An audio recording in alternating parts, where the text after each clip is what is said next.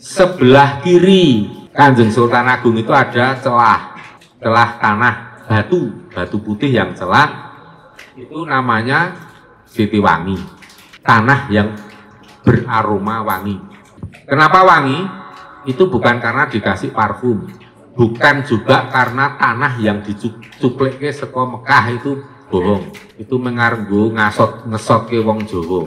Cerita yang sesungguhnya dan bisa dikonfirmasi kepada Kanjeng Sultan Agung, Kanjeng Ratu Batang, pure valid 100% tidak salah. Tanah itu dulunya tempat menancapnya pusaka Kanjeng Sultan Agung yang bernama Bramastio Lungit. Nanti naik akan ketemu bangsal Sapit Urang. Ada kanan kiri bangsal itu namanya bangsal Sapit Urang. Yang sebelah kanan itu bagian Kasunanan Solo, yang sebelah kiri bagian Kasultanan Ngayogyakarta. Jadi nanti abdi dalamnya pun beda customnya. Kalau yang Jogja ya seperti ini, terus kalau yang Solo nanti pakai beskap.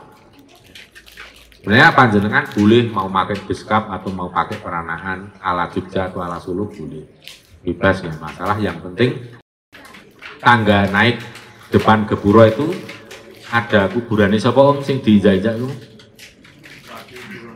Nah, Bupati Dronoto itu yang dulu mengkhianati Kanjeng Sultan Agung saat beliau menyerang Batavia dengan membocorkan informasi ke company. Akhirnya semua persediaan makanan dibakar, dihancurkan oleh Belanda. Akhirnya terpaksa Kanjeng Sultan Agung menarik mundur seluruh pasukan, sehingga terjadi penyerangan yang kedua dan berhasil mengalahkan Belanda.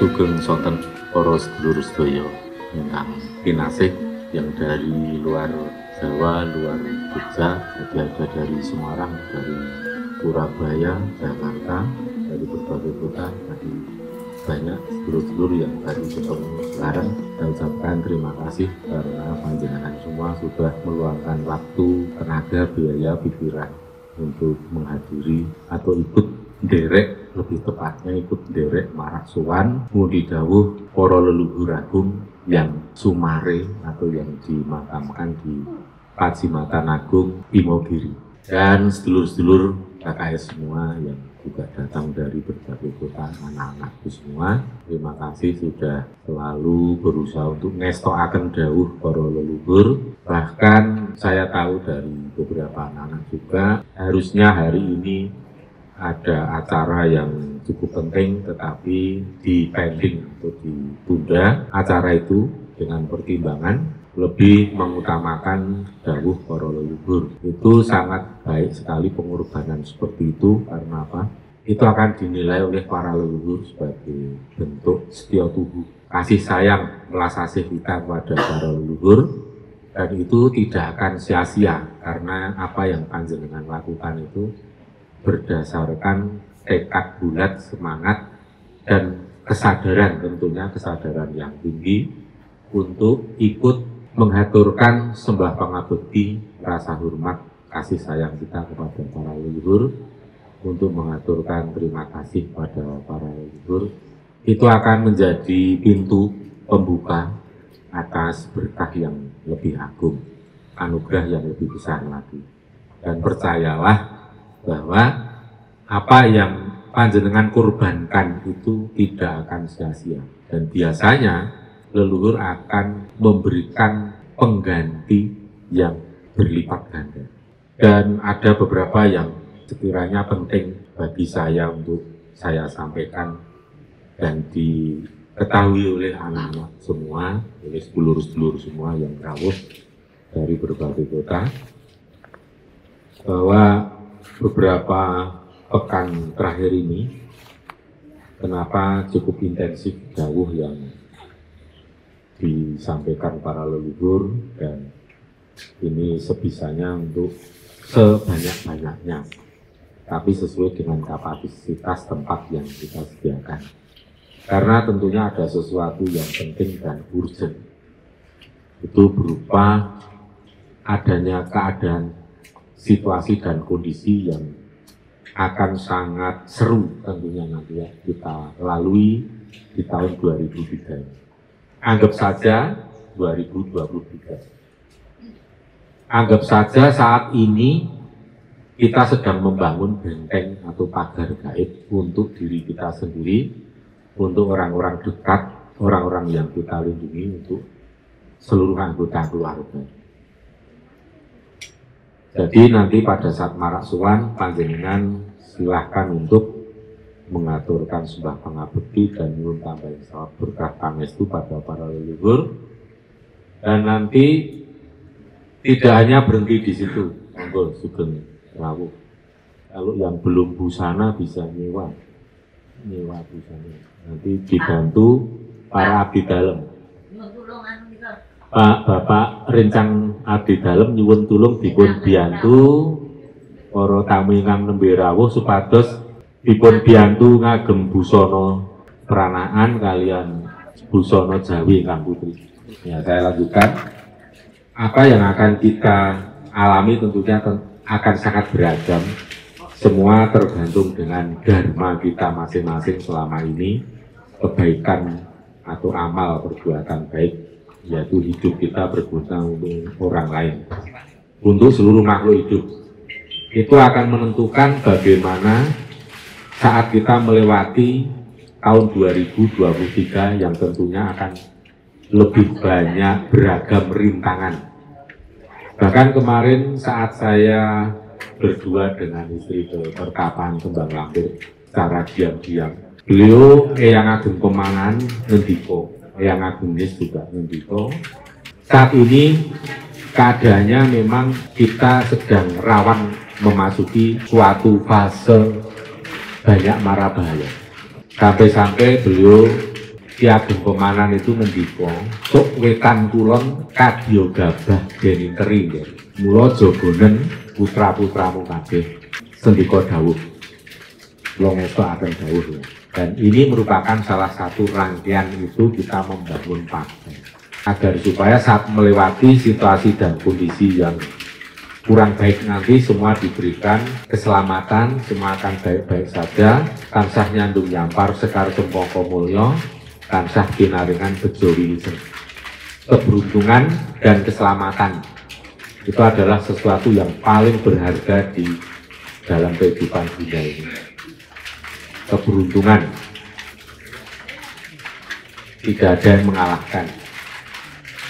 Oleh kekuatan politik, oleh uang, oleh apapun, yang namanya keberuntungan itu daya kekuatannya nomor satu.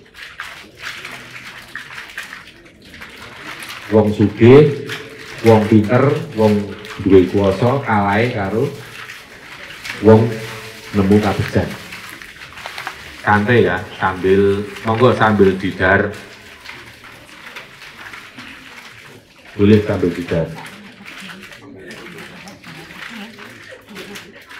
Karena ini nanti tanjakannya lumayan, jadi kalau dar dulu nanti nggak lemes.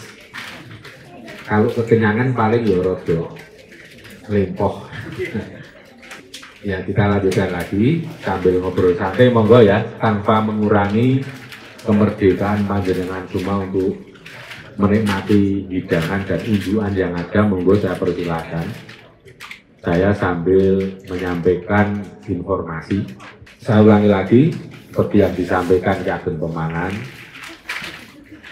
dengan istilah wetan kulon kadya gabah den inter.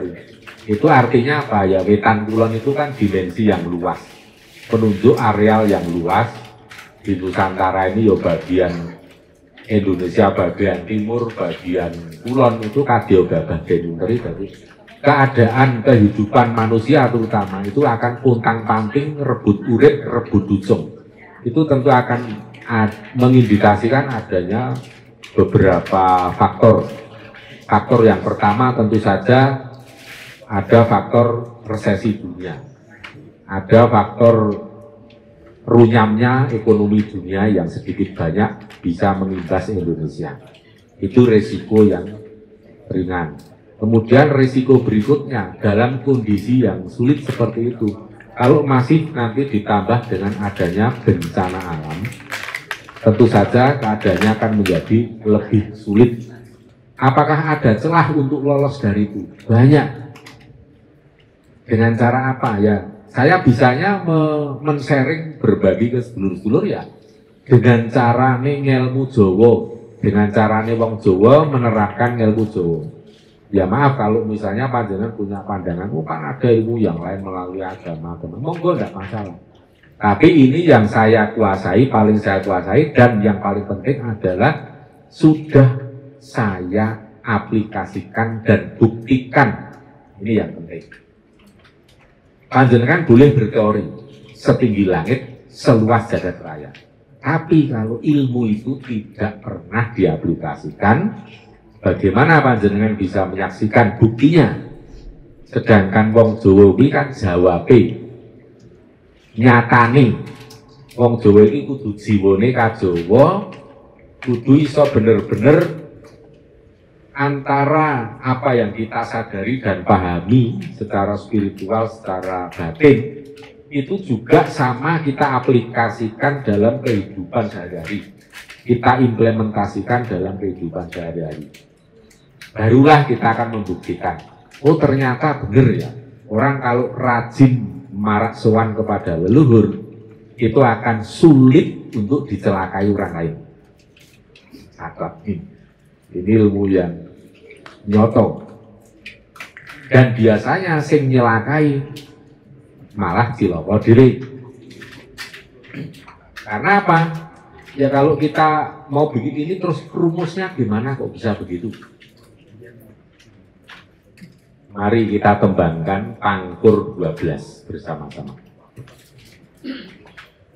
Serat Werdotomo Yasan Dalem yang Gusti Mangkunegara yang jumeneng kaping sekawan, kukuh pangkur podo kaping 12.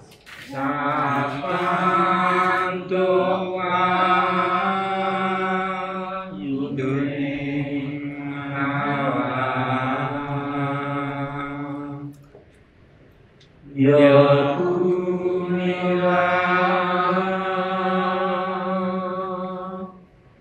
mangulang ilmu bangkit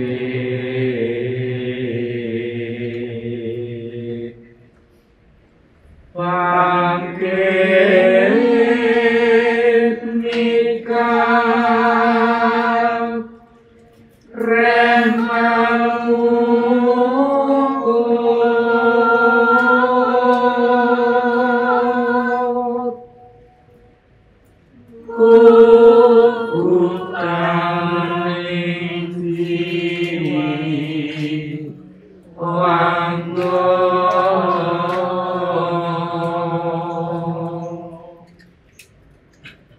yen mangkono kena sinebut wong sepuh lire sepuh setya awas rorone tunggil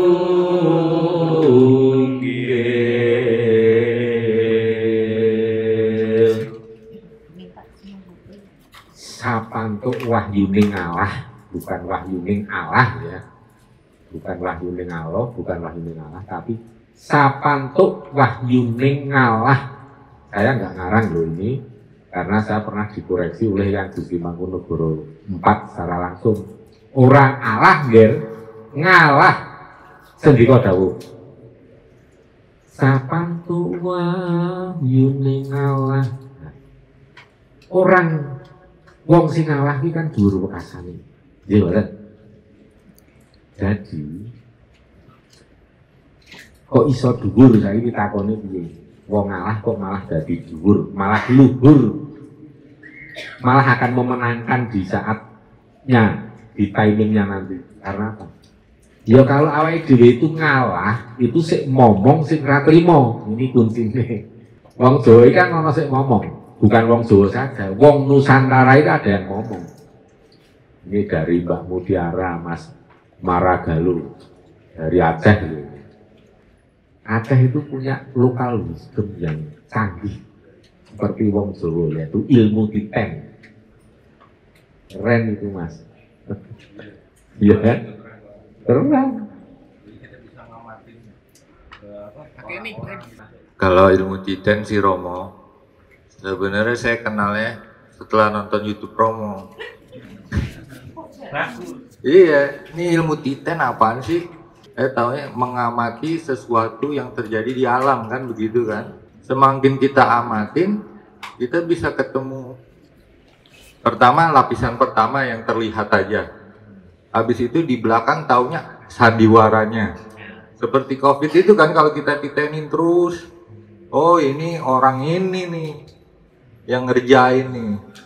Itu dia dari Romo belajar ilmu titen itu. Padahal Aceh sendiri punya ya mirip seperti orang Jawa.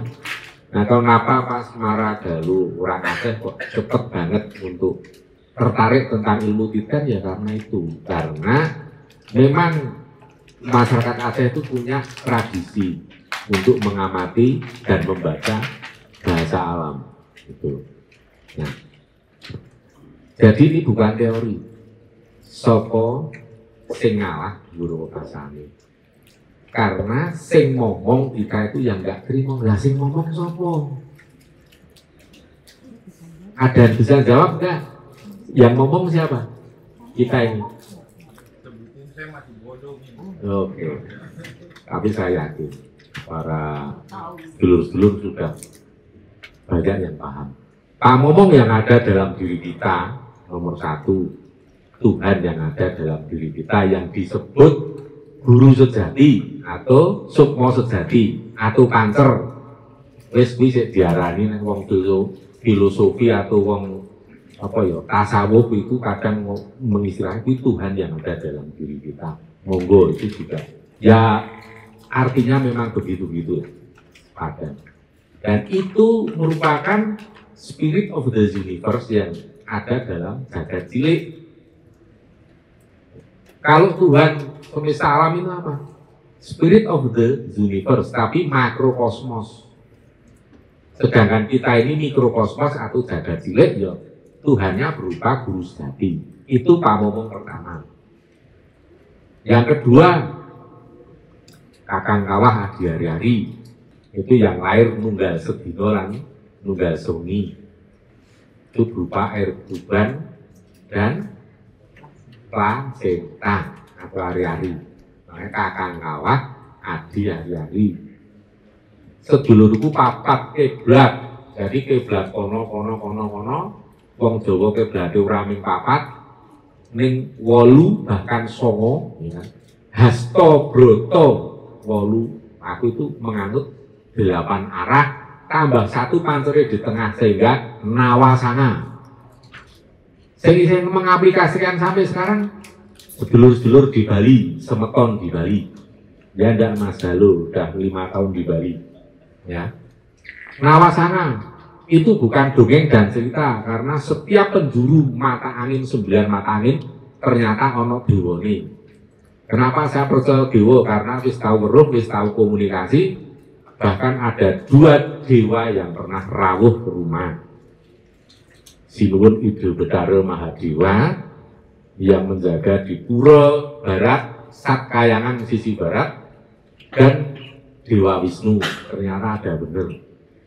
Ning bedone nek karo leluhur ku nek rawuh horizontal gini rawuhnya ya kayak orang ya. Dari samping kanan karena memang orang ya. Tapi kalau dewa soal dhuwur Mas turun. Nanti kalau kundur ya juga gitu, kalau kurang naik. Itu bedanya. Mudah-mudahan tak domake sok kabeh tau weruh dewa.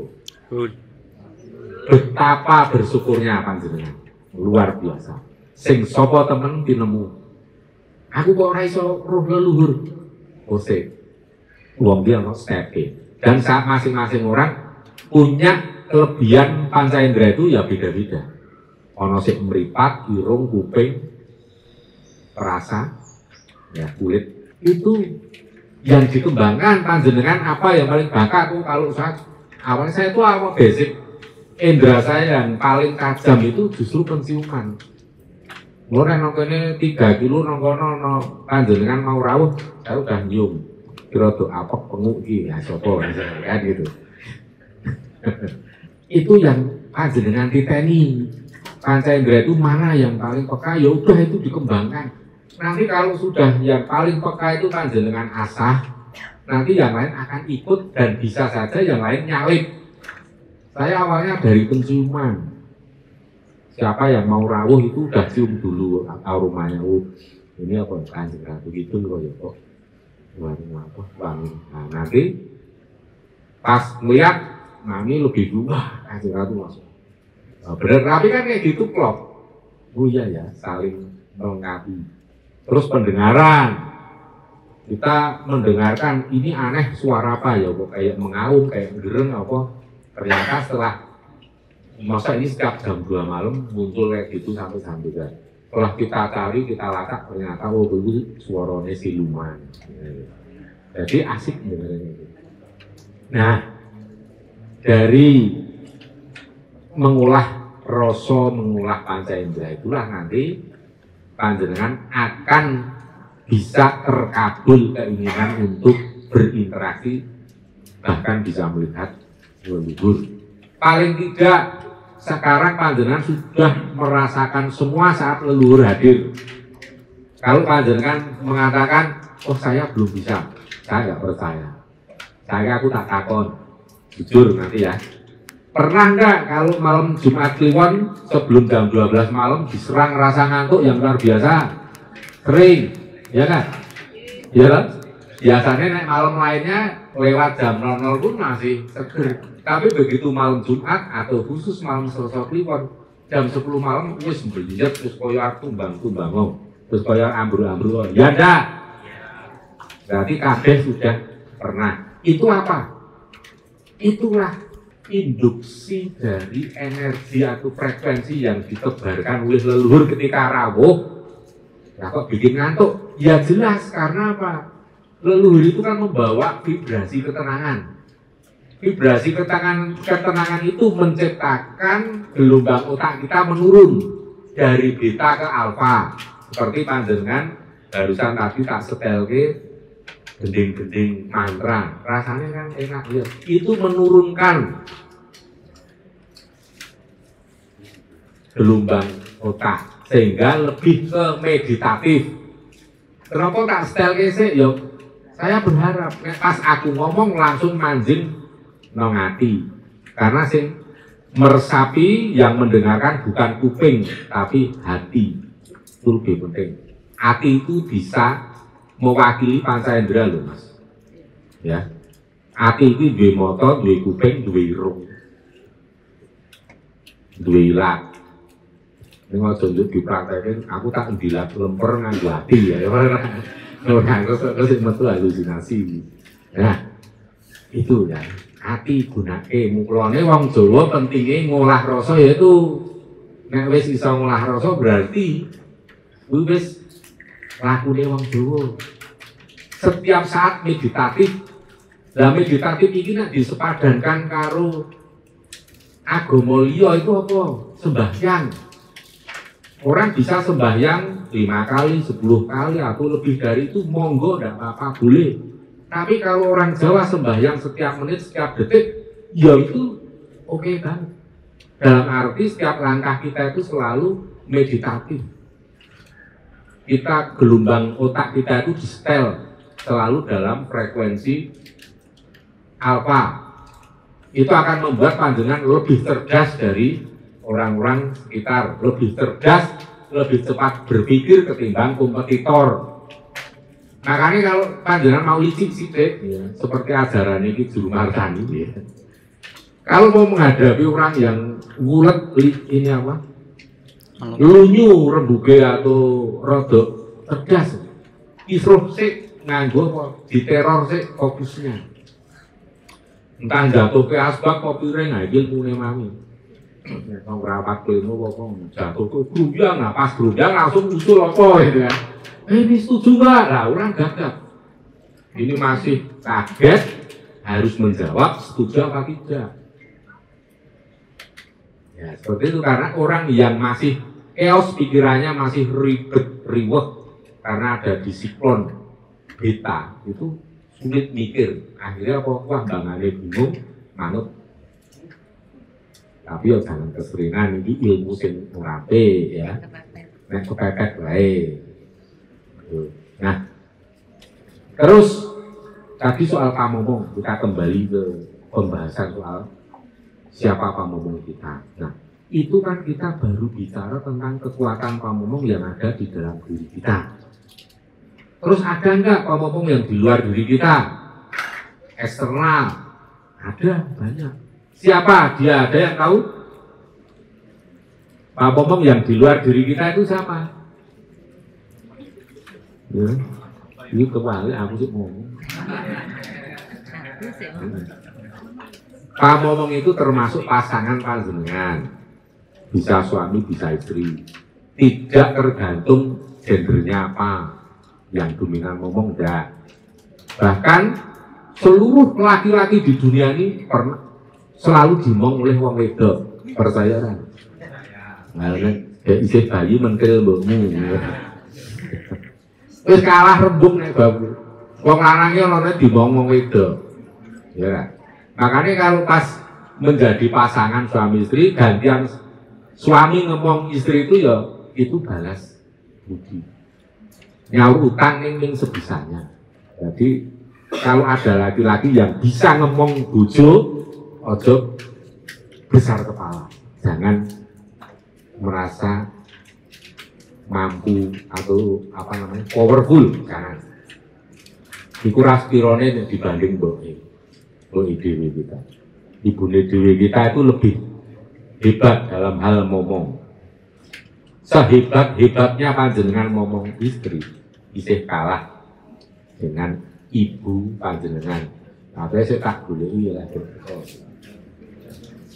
Nah, yang saya maksud pamomong di luar diri kita itu baik yang sifatnya nyata maupun metafisik. Nyata itu ya tadi yang saya sebutkan, kedua orang tua kita yang masih hidup, teman, sahabat, orang yang kita tuakan, termasuk mungkin kalau saya dianggap bisa ngomong jenengan, ya monggo saya dianggap ngomong jenengan. Kalau jenengan ditilakain orang, saya kan juga ikut nggak terima, ya nggak? Saya lihat panjenengan ngalah dijajak orang, saya nggak terima. Minimal saya ndongake nyupatani wong sing nyilakani jenengan. Itu ya. Belum lagi kalau kita bicara soal leluhur. Leluhur itu yang ngomong anak keturunannya. Kalau panjenengan merasa saya tidak ada keturunan darah leluhur-leluhur besar di sini, terus gimana dianggap enggak? Gini ya, leluhur lebih menghargai orang yang nyata-nyata membuktikan diri, berbakti, dan punya rasa sayang hormat pada leluhur daripada anak keturunannya sing mengaku tok ning marak sowan wae ora. Perkara malah ngomong musyrik. Ya wis, nek mati lagi sadar dan nyesel. Ternyata prasangkanya salah besar. Dan sekarang bayangkan, kalau panjenengan itu dimong satu leluhur, dua leluhur, itu daya kekuatannya sudah hebat. Apalagi leluhur besar yang punya kekuatan besar, itu makin hebat. Apalagi kalau panjenengan dimong oleh banyak leluhur di Nusantara, bahkan sampai level kadewatan. Apa bisa ya aku ki ming wong cilik? Bisa. Saya ki ya ming wong cilik. Awakku bobotku ora ngantek 70 kilo dari cilik ya. Nah, kenapa saya tidak jarang mendapatkan perhatian khusus dari para leluhur? Karena saya sudah merintisnya itu lama. Puluhan tahun. Saya konsisten mengaturkan sembah bakti dalam situasi kondisi seperti apa. Hujan panas enggak saya reken, enggak saya jadi halangan. Saya buktikan. Lintas agama apapun leluhur itu saya enggak pandang. Karena saya tahu agama tidak menentukan surga neraka, tetapi dharma kita ini yang menentukan, ya. Akhirnya apa? Leluhur mengulurkan tangan ibaratnya kepada saya. Nah, ini kan menjadi hak istimewa sebenarnya yang kita rintis, kita bangun. Tapi saya tidak mau monopoli ini. Saya tidak mau menikmati ini sendiri. Makanya saya ajak sedulur-sedulur semua. Melalui tulisan, melalui video, YouTube. Saya ajak semuanya. Supaya apa? Gilo. Aku punya jalur khusus. Punya anugerah khusus dari leluhur. Kalau panjenengan saya bawa serta untuk marasuwan, itu artinya apa?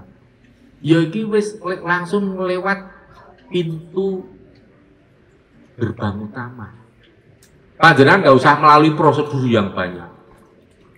Iki sapa sik arep teko, iki sapa, wong endi jenenge sapa, kepulane apa, ndak perlu lagi. Kuwi nggawa anu ra, kuwi nggawa surat vaksin dulu misalnya. Ndak perlu. Langsung saya sama mami matur. Eyang, para leluhur, kula ingkang marasuwan kalian sedaya anak-anak kula ingkang saged marasuwan ing wekdal menika menapa dene anak-anak kula ingkang boten saged marasuwan. Ya tak sebut iki. Kula sak brayat ini berarti nanti saya dan panjenengan semua, walaupun panjenengan baru pertama kali marasuwan leluhur, tapi sudah saya rengkuh, saya haturkan langsung ke hadapan para leluhur. Tidak perlu merintis puluhan tahun seperti saya, istri saya lakukan.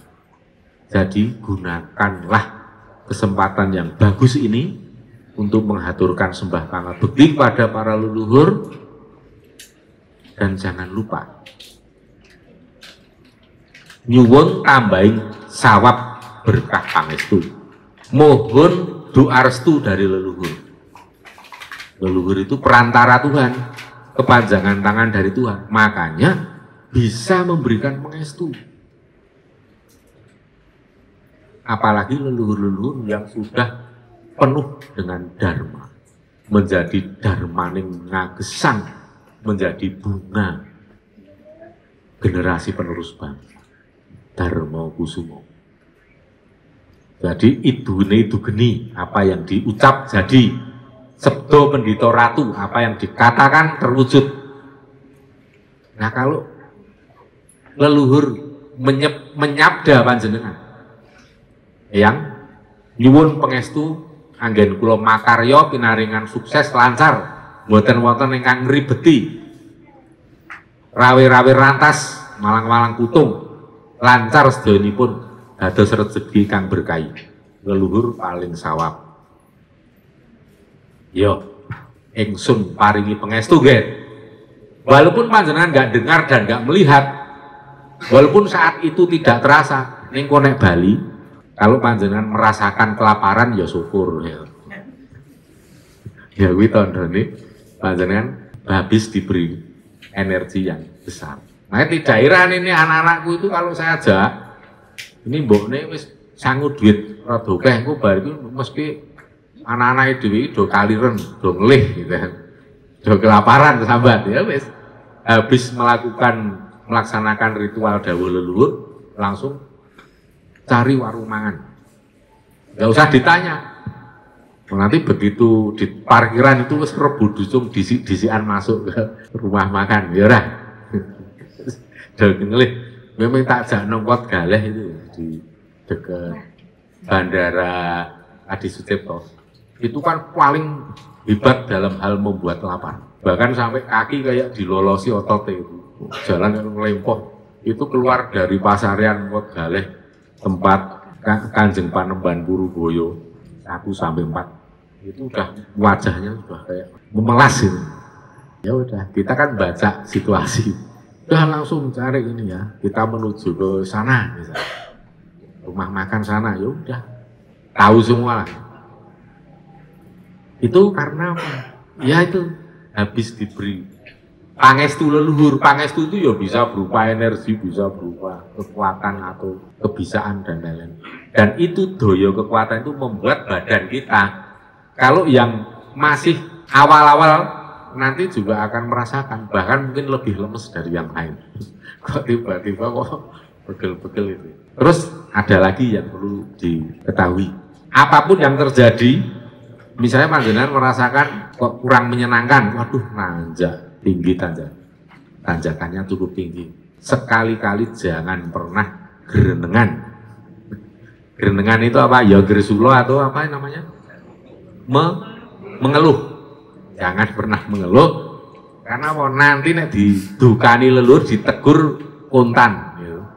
Perlu dicontoh ya, perlu contoh. Dulu jam 1 siang kan naik sini kan panas banget landing. Mami, wah panas tenan man, panas tenan masih. Cepet ayo. Waduh, capek tenan ini. Cuma gitu, memang panas banget. Gak ada yang denger, ya cuma bisik-bisik. Pas pulang, mobil nggak bisa di starter, berkali-kali nggak bisa di starter. Terus kita keluar dari mobil, Kanjeng Ratu Batang ngendika, sok meneh nek marak sowan ora sah gerenengan ya. Langsung sungkem. Mundur Samudra Pangacam. Kita minta maaf langsung kepada Kanjeng Sultan Agung, Kanjeng Ratu Batang. Begitu minta maaf, starter lagi sudah langsung bunyi. Kenapa kita diberi teguran itu? Biar kita bisa cerita ke sedulur-sedulur semua. Nyoto itu. Makanya jangan sampai panjenengan gerenengan gerundelan. Diterima dengan ikhlas. Kok jari kok ngeribeti buat melangkah ke atas. Capek angel iki lho, wah mbok risi mbok mau mbok celana panjang ora oleh. Jangan pernah seperti itu. Ya, mudoroso. Kalau panjenengan mau bicara mau apa sing apik-apik wae, yang positif, yang penuh harapan, bagus itu. Siapa tahu apa yang panjenengan ucapkan itu pas klik dengan waktu dan ruang yang tepat sehingga menjadi itu geni. Apa yang panjenengan ucapkan terwujud. Nah, aku saya tua, saya bahagia. Makin tua, makin bahagia, kan gitu. Sudah. Itulah. Mumpung nom, ayo dong kreatif tirakat. Mumpungan nomor sutia. Tak tembangke, saya ini tidak kedawan wong wis sinom. Sambil didar toh monggo. Iya loh. Sambil didar dan sesi berikut ini saya akan menjelaskan sesuatu yang sifatnya teknis. Monggo, ini sudah ringan materinya. Monggo sambil didar, sambil kerusak-kerusuk tidak masalah. Ini nasi bakar, terus ada apa ini? Ager-ager. Ini nasi bakar nih yang bikin Mbak Yani. Mana Mbak Yani? Ngacung. Oh, di belakang. Rasake dhewe enak ini. Nah nanti bagi sedulur-sedulur yang belum pernah ikut marak sowan ke leluhur agung, ya inilah tata cara kita mengenakan busana Jawa. Ini sudah standar yang ditetapkan oleh keraton ya seperti ini. Kalau nggak begini nggak boleh masuk. Kalau yang perempuan juga tidak pakai kerudung, tapi pakai apa namanya sanggul, terus pakai kemben kain ya, itu seperti itu. Tapi selendangnya nanti kalau pas marak sowan atau pas kita naik samuhun selendangnya dilepas. Jadi nanti pakai kemben kain jari itu. Terus nanti kita akan keluar dari sini ke kiri di tangga naik depan Gepuro itu ada kuburannya sapa Om sing diinjak-injak itu? Nah, Bupati Dronoto itu yang dulu mengkhianati Kanjeng Sultan Agung saat beliau menyerang Batavia dengan membocorkan informasi ke company. Akhirnya semua persediaan makanan dibakar, dihancurkan oleh Belanda. Akhirnya terpaksa Kanjeng Sultan Agung menarik mundur seluruh pasukan, sehingga terjadi penyerangan yang kedua dan berhasil mengalahkan Belanda. Nah, nanti naik akan ketemu bangsal Sapit Urang. Ada kanan kiri bangsal itu namanya bangsal Sapit Urang. Yang sebelah kanan itu bagian Kasunanan Solo, yang sebelah kiri bagian Kasultanan Ngayogyakarta. Jadi nanti abdi dalamnya pun beda customnya. Kalau yang Jogja ya seperti ini, terus kalau yang Solo nanti pakai beskap. Sebenarnya panjenengan boleh mau pakai beskap atau mau pakai peranaan ala Jogja atau ala Solo boleh, bebas ya masalah. Yang penting menggunakan paugeran ini. Nah, nanti pada saat kita mau naik, sendal kita lepas di situ atau lepas di sini aja juga tidak apa-apa. Dan ini nanti bersirakan di sana, nanti di sini aja ngelepasnya kita nyeker ke atas. Nanti pas mau naik itu ada gentong kanan kiri, ya kan? Kiai Mendung sama, nanti dibaca lagi di situ, aku lagi. Nanti di situ naik sedikit kita jongkok untuk sungkem, jadi seperti ini. Nanti sungkem bisa per baris atau barengan, pokoknya begitu mendekati gerbang sungkem itu esensinya itu adalah untuk memberikan penghormatan pada leluhur. Kalau pada komandan kan begini, kalau tentara. Tapi kalau pada leluhur, gimana Ruben sungkemnya? Nah, seperti itu. Nah, ini anak Jakarta ini keren ini, di Kebayoran Baru, tapi ngerti banget. Orang Jakarta yang ngerti blusukan desa itu yang keren. Tapi kalau orang desa ngerti blusukan Jakarta lah sudah biasa Mas. Ini yang keren ya. Dan tidak mau kepaten obor, jadi kehilang putus mata rantai kepada leluhur ya terus disambung. Ini anaknya Mbak Mirna dari PB5. Ya, PB5 di atas ini. Nanti begitu naik pas mau ke paling atas di tempat Kanjeng Sultan Agung, nanti sebelah kiri ada kotakan itu tempat palinggian Kanjeng Ratu Kidul. Jadi di situ nanti kita pas jongkok, itu kita jongkok sungkem dulu di palinggian, tapi istilahnya bukan nyungkemi sesuatu yang nggak ada, tapi batin kita itu dikoneksikan ke sungkem kepada beliau Kanjeng Ratu itu kan gitu. Terus nanti pas mau masuk kita sungkem lagi, tapi yang ditatap itu mahkota yang ada di atas bangunan ini, di puncak bangunan Kanjeng Sultan Agung. Nanti mahkotanya itu mata kita menatap mahkota itu sambil sungkem. Setelah itu baru masuk. Nanti di dalam ada dalam yang menunggu kita. Baru kita nanti masuknya, karena ini banyak orangnya, ada berapa ya kira-kira Mas? 70 ada. Nanti karena ruangannya itu enggak luas, jadi nanti saya mohon masuknya itu 66 ya, jadi nanti 10 kloter 66. Nah, ada kecil ya bisa tambah supaya di terlalu dalam tidak pengap.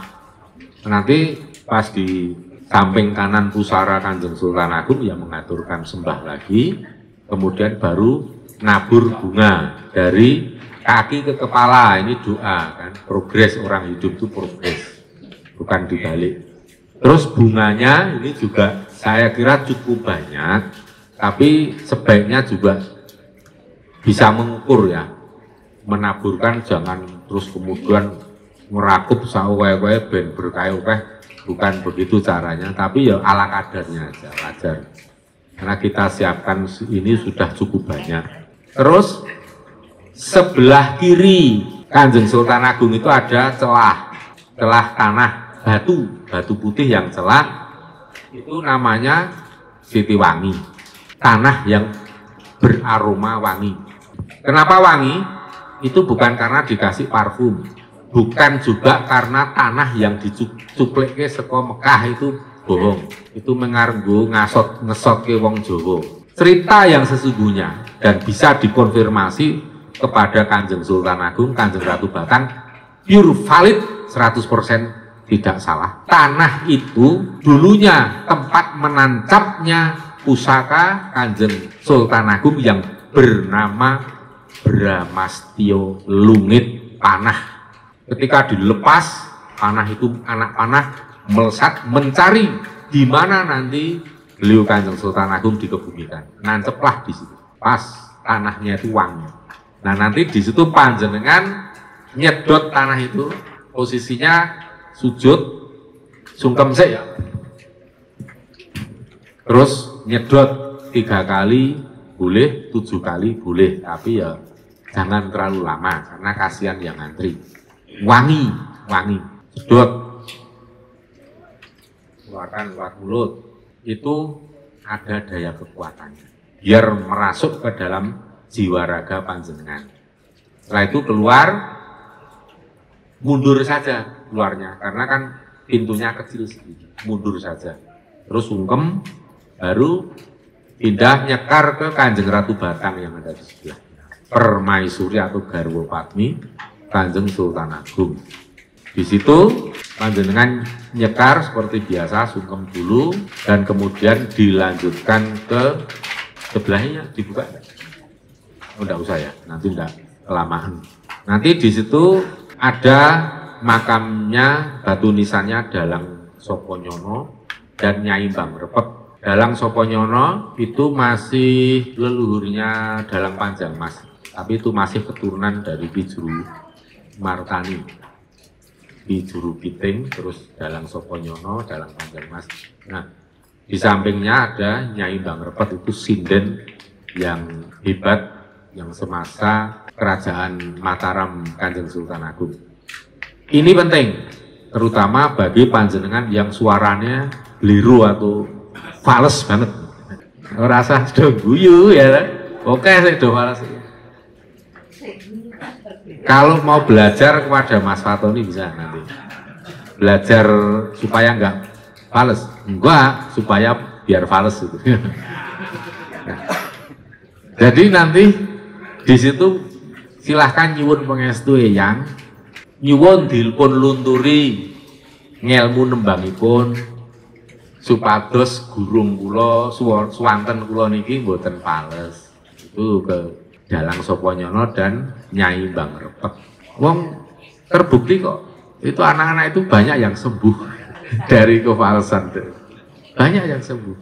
Diam-diam tak rungokke lho. Kok wis do ilang fales e lah iki. Wis do peng-pengan anggere marak Suwanong Imogiri mesti nyuwun dioperasi laringnya itu. Ya. Terus nanti pas sudah di situ saja nanti kita bareng-bareng turun, nanti kita nyekar dan nyalain dupa di Palinggihan Kanjeng Ratu Kidul, habis itu udah turun. Terus di sini nanti sinuwun Pakubuwono 3, 4, 5, terus 6, 7, 8 ada di sebelah sini, kaping 6, atau disebutnya sinuwun bangun topo, bentur tapane, eyange canggah mami, selain Gusti Mangunkuring 4. Kiranya ada yang perlu ditanyakan?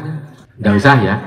Nanti habis ini, kalau memang panjenengan mau ada sesi tanya jawab dan mungkin ada sedikit latihan, monggo. Kalau tidak, buru-buru akan saya layani setelah marak suwan. Dan sekaligus sekarang saya umumkan, kita bantingan iuran untuk sedekah para abdi dalem sepantasnya. Yeah. Kalau seikhlasnya, ambok wong paling pelit di dunia pun kalau memberi pasti ikhlas. Percaya enggak? Ya kan? Mula kalau saya bilang bukan seikhlasnya, ning sepantasnya. Gitu. Monggo. Nanti ada kantong ajaib ini. Tunggu. Kalau pas Monggo. Lupa tidak bawa, tidak apa-apa. Ya, kalau lupa ada bawa tidak apa-apa. Tidak wajib, tidak harus, tapi hanya yang siap mawon, ya. Yang siap mawon. Ini sebagai tondo tresno kita kepada para abdi dalem, sebagai bentuk terima kasih kita kepada para leluhur, ya kita ganti memberikan belas kasih tondo tresno kepada para abdi dalem. Itu aja. Dapatnya berapa, Mas? 4.267.000.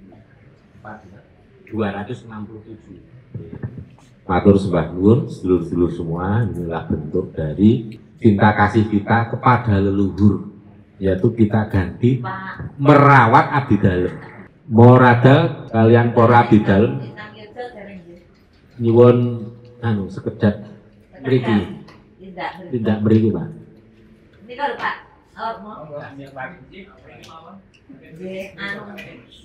menika sedekahipun pikantuk 4.317. Nah, menika monggo kangge ingkang Solo langkung kathah nggih Pak. Margi ingkang menapa bangsal mriki ingkang kanggenan para abdi dalem ingkang bangsal kaping gangsal dipun katahi. Nggih. Lajeng ingkang Solo nggih dipun katahi. Bentenaken. Pun bentenaken. Lajeng mangke ingkang Yojo. Monggo kebijaksanaan para abdi dalem kemawon anggenipun bagi. Kula mewakili para abdi dalem mriki lan Surya KKS utawi Kadang Kadilan Sabda Langit ngaturaken sembah nuwun ingkang tanpa pemindhan dene sedaya ingkang rawuh peduli utawi memberikan maringi dono driyah kangge kesejahteraan para abdi dalem Imogiri mriki. Mbah nuwun. Mugi-mugi ora luka malah tebak. Amin. Dalem mangkili abdi dalem Surakarta menapa dening Ayodya nika sampun kaparingan dono kagem perawatan, kagem kesejahteraan, entenipun namung ngaturaken sembah nuwun para ingkang paring dono. Mangke kajengipun pun bagi-bagi kersanipun Ndara Kakung Ndara Putri pun damel ndosuk nggih Ndara. Mboten pun bagi Raden. Adil ning mboten sami nggih to? Nggih. Adil itu tidak harus Sama nggih. Mbah nuwun mangke badhe marak Kanjeng Sinuwun Sultan Agung Prabu Hanyaprakusuma mangke saged pun dereken nek sampun sedaya samekta monggo. Lajeng mriki. Nggih, mangke rak suwanipun Kanjeng Sinuwun Sultan Agung rumiyin. Nggih. Mbok bilih sampun samekta, sampun siap abdi dalem sendika. Matur nuwun. Tidak boleh pakai ini ya, blender. Semua tidak boleh. Oh ya, sekaligus mumpung ingat, kalau mengenakan perhiasan seperti kalung, emas itu atau gelang itu dilepas dulu. Tapi kalau cincin tidak apa-apa, anting-anting tidak apa-apa. Tapi itu yang utama gelang, kalung. Nah, kalau bukan kalung emas, bukan gelang emas tidak apa-apa. Kalau gelang merah ini malah tidak apa-apa. Malah yang belum mengenakan gelang merah dan ingin memakai gelang merah itu bisa membuat sendiri, beli benangnya, kemudian digawe ke ampar itu loh, digosok gitu. Itu dawuh Mahapatih Gajah Mada seperti itu. Tapi kalau nggak bisa ya bisa beli di toko online shop itu banyak. Itu harganya mulai 2.000 sampai yang 70.000 juga ada. Kalau mau nyari di situ, kata kuncinya cukup gelang merah atau gelang merah benang atau gelang keberuntungan. Itu simbol merah itu kan simbol warna besaran Majapahit, karena yang dawuh ya beliau Mahapatih Gajah Mada. Ini ya sudah dibuktikan semua, banyak testimoni anak-anak yang pakai gelang merah, ternyata benar, sakti tiba-tiba tansah nemu bejo, tansah nyandung nyampar sekar cempaka mulya, selalu dilalui dilindungi dari segala macam mara bahaya dan mudah mendapatkan keberuntungan. Dan sampai hari ini juga belum ada dawuh atau perintah Mahapatih untuk selesai atau melepas. Jadi masih tetap kita kenakan terus. Kalau dipadu dengan pernik-pernik atau hiasan, ya kalau cuma 1-2 hiasannya masih nggak apa-apa. Tapi kalau terlalu rimbun pernik-perniknya ya sebaiknya jangan, yang polos-polos saja sesuai dawuh. Jadi makanya kita bisa persiapkan kalau yang belum dar nanti mau dilanjutkan setelah Pisuwanan kita sarasian lagi, monggo nanti dare monggo, minumnya juga nanti bisa dilanjut, nanti bisa ngantri ya. Engkang mungkin saking mriki sampun baris 22.